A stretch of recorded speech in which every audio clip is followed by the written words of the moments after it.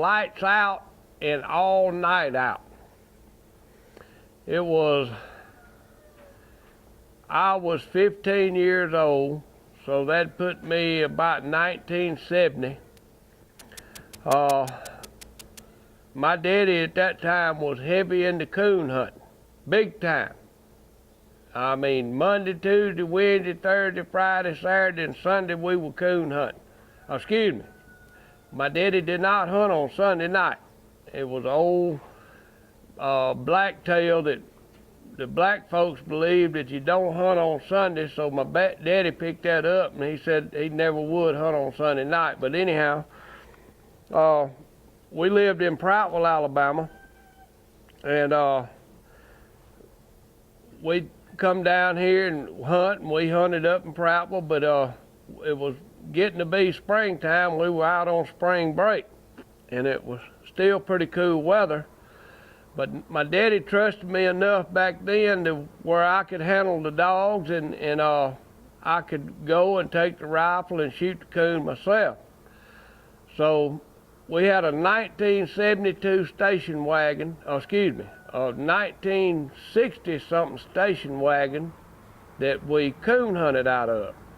So we made arrangements. We got that station wagon down here to Grandma's, and we'd load the dogs up in the back of it, and we'd go coon hunting. But anyhow, we left Prattville, loaded the dogs up, and came down here. My daddy had to go back on business to Prattville, and he left me and my little brother down here. My brother was 2 years younger than I was, and he said we could go take the dogs coon hunting, but we had to find somebody to go with us. So at the time, we found old Mike Mack, who I spent many a summer with, fishing in the creek over here in Rock West Creek.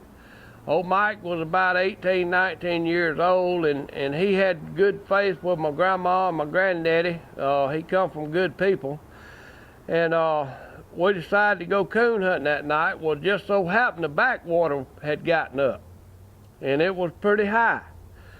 So everybody, I don't know if everybody knows where County Road 20 was, but back in those kind of days, you know, you could pretty much go hunting anywhere you wanted to, just as long as you called the folks and said, hey, we're going coon hunting, and they'd say it'd be fine.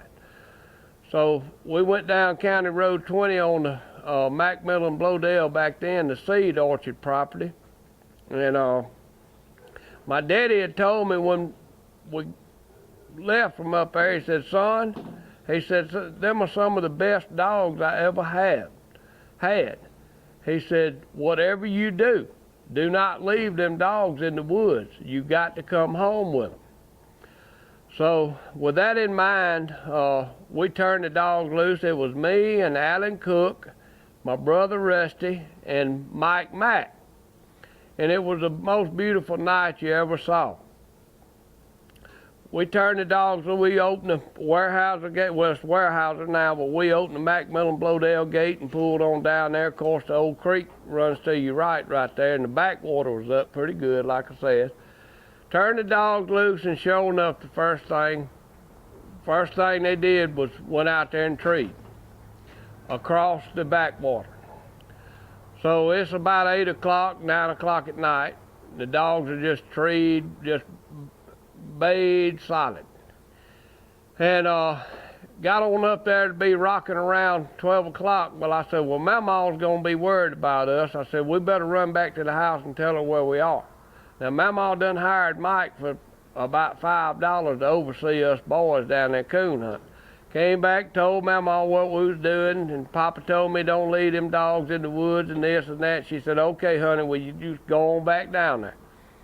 Went on back down there, and it come on up to be about 4 o'clock in the morning, and I'm sitting there looking in the front windshield of the car, and the dog's over there bayed to the right. Off, off, off, off, off, off.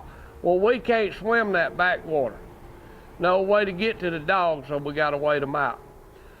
Well, I look over there to the right, and old Mike Mack sitting over there sleeping with his head nodded over to the side, and my cousin Alan and Rusty, they sleep in the back seat, and they back there snoring practically. And I look up in the bright sky, and there's the most brilliant star to this day I've ever seen falling from the sky. And it kept coming. It kept coming and kept coming, and I kept waiting for it to fade out, and it never did. It kept coming and kept coming and kept coming. And finally, I knew it warranted a shake to Mike over. I said, Mike, look at that falling star right there. And Mike looked over at me and cracked one eye and looked at me and said, shoot, all these stars gonna be done fell before we get out from down here.